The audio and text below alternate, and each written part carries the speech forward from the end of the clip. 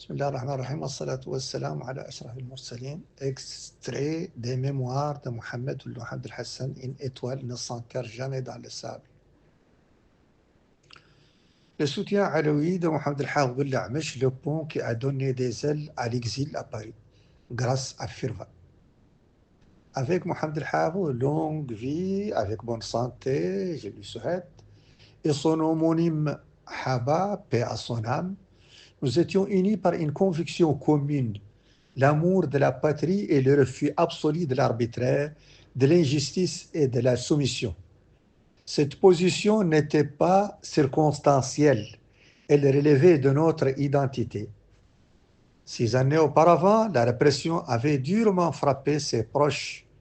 Ses cousins et beaux-parents furent victimes d'un acharnement politique et d'une rare violence. Hafez Mohamed Ould, son cousin et beau-père, acteur majeur de l'économie nationale et l'une des premières fortunes du pays depuis l'indépendance jusqu'en 1980, fut spolié de l'ensemble de ses biens et condamné à une lourde peine. La famille de cet homme, reconnu pour sa générosité, fut réduite à la précarité à Nouakchott. Quant à lui, Haba, considéré comme l'un des premiers opposants au régime, il fut contraint à l'exil successivement au Sénégal puis au Maroc. Installé en France, j'exprimais ouvertement une solidarité que je considérais comme un devoir naturel, moral et politique. Lors d'un séjour à Nouakchott, j'ai pris la décision assumée de rendre visite à cette famille malgré la stigmatisation et la surveillance imposées par un pouvoir autoritaire et répressif.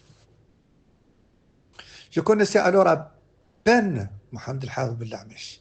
Il deviendra pourtant, 5 ans plus tard, mon allié le plus fidèle et mon compagnon de combat.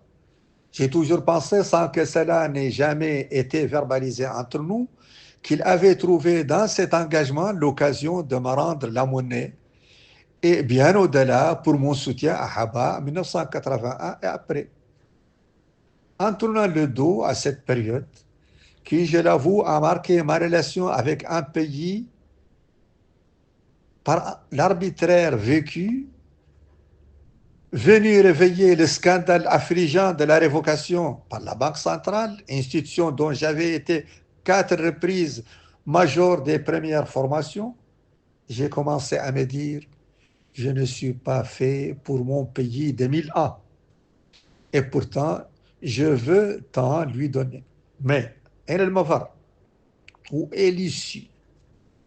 La France, le pays qui m'a formé, le Maroc, le Sénégal, le proche culturellement et géographiquement.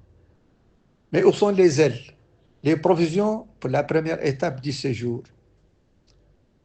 Allah offrit une occasion inattendue. L'État a décidé de créer un fonds d'insertion et de réinsertion dans la vie active, le FIRVA.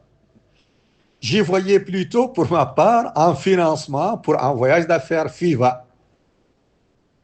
J'ai déposé mon dossier en espérant cueillir la bagatelle de 5 millions lors de la première séance du comité qui devait répartir le magot entre les heureux élus. Mon nom était sur la liste un jour, à la veille de la réunion, mais le détenteur du portefeuille l'en retira à la dernière minute. Cette opération se répéta 2 ou 3 fois.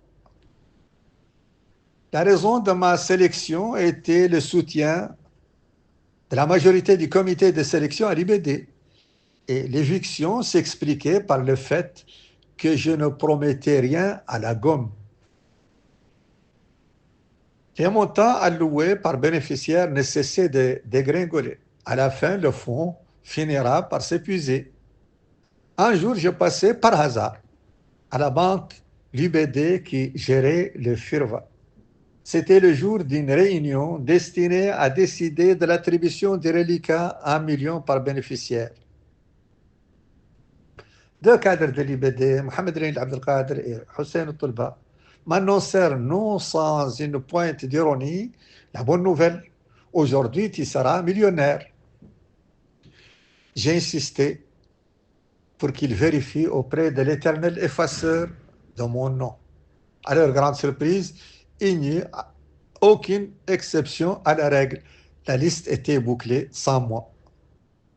C'est alors que je me décidai à crever l'abcès en me faisant recevoir par le directeur général de l'IBD, Mohamed Oulinnani, un ancien collègue de la Banque centrale. Je lui expliquai les privations, les abus et le caractère fatidique de cette dernière chance. Il m'assura de son soutien et me recommanda d'informer Khadija Toument Ahmed, directrice, paix à son âme, directrice des études de la Banque centrale et présidente du comité chargé du dossier. Paix à son âme. Elle m'accueillit avec joie, compréhension et soutien. La décision finale fut prise en pleine séance. Mon nom fut ajouté avec pour effet décréter la part de chacun de 100 000 ouguiyas afin de m'offrir cette part salutaire, 900 000 des ailes pour Paris. Fin de cet extrait. Je vous remercie.